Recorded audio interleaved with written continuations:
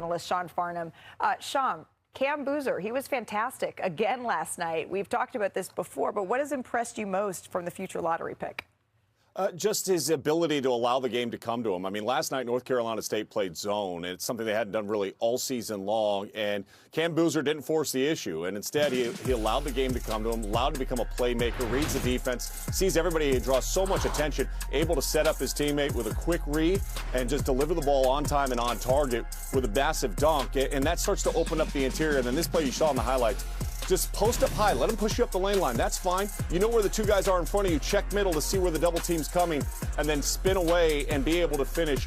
His understanding of how to execute with the usage rate that he's been asked to operate under all season long for Duke has been outstanding, and he continues to deliver time and time again. And right now, he is the front runner, the clear front runner, in my opinion, to win the Wooden Award this year. Clear front runner. Wow. Interesting. Wow, that's high praise coming from you. There is one player, though. It's a time of year we're starting to study the draft boards. There's a player on Arizona you think deserves maybe a little bit more recognition, even though he's maybe not at the top of most experts' NBA mock draft. I'm curious who that is. Yeah, it's Braden Burries. I think the 6'4" freshman has just been outstanding all season long, leads Arizona in scoring, and this is a team that's very balanced, so he's not called on a ton, but when he's had his opportunities, man, he has stepped up, and he's delivered big time in conference play when they needed him, in particular when Koa Pete was out. He's got such a great feel to the game. To me, he reminds me of Derek White. The versatility, the ability to score when not having a high usage rate, can stretch the defense, but can really score at all three levels, comfortable putting the ball down on the floor. And you look at how Derek White played and matured over the time that he eventually got to Colorado and then into the NBA, and where he's averaging 17 points per game.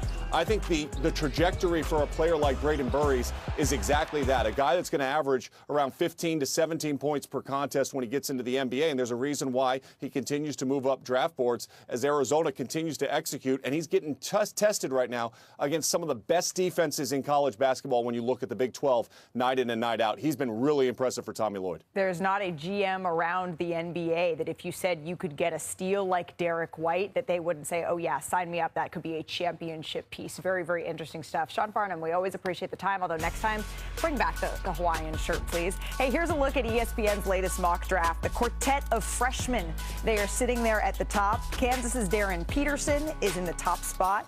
You can see followed by BYU's AJ DeBanza, Duke's Cameron Boozer, and then Caleb Wilson, Kingston Flemings. They round out the top five. And speaking of NBA prospects, we now welcome into the show from the class of 2027 for the NBA forward, Bruce Branch III. Bruce, thank you so much for the time. Thank you for having me. We really appreciate it. You're here for an incredibly exciting reason, right? You're currently 6th on ESPN's SC Next ranking, and you've made a very important decision, and you're here to tell us all where you want to play college ball. So, sir, the floor is yours. Before I get to that, I would like to thank you for having me. It's a blessing to be here. It's every player's dream to have this opportunity. So first, I would like to thank God. You know, without God's love, his insight, I wouldn't be here. I want to thank the Clutch family, Lucas, Jack, Stella. I want to thank Chad, Roof Performance family, Conta Magic, A-Tope and them. I would like to thank Tony Miller, the garage back in Arizona. He used to train me all the time. I love that hot gym. Love that dude. I'd like to thank, Prolific Prep, my team now. I love Ryan. I love all the coaches. Love my teammates. They've been so great to me. Yeah, you really have a village. Really. I want to thank my little brother. He's been there for me, man. I love that dude. Through the ups and downs, even if he doesn't want to go to my games, he's always there for me. Love that dude. And last but not least, my mama, my heart. Without her, I wouldn't. All right. Oh. I'm sorry. No, there's no sorry. This is what it's all about. It's these moments. It's these moments with your family, and that you have been able to build this, and to be able to thank the people that you have stood on and by, and that have stood by you.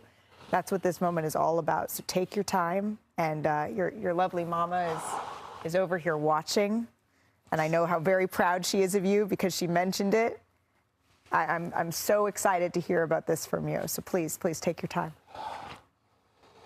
Yeah, without her, I wouldn't be here. You know, it was rough. But, you know, thanks to her, I'm here. So, I love her, man. It's all that matters. But that being said, I'm sorry for all the crying, man. There's no sorries here.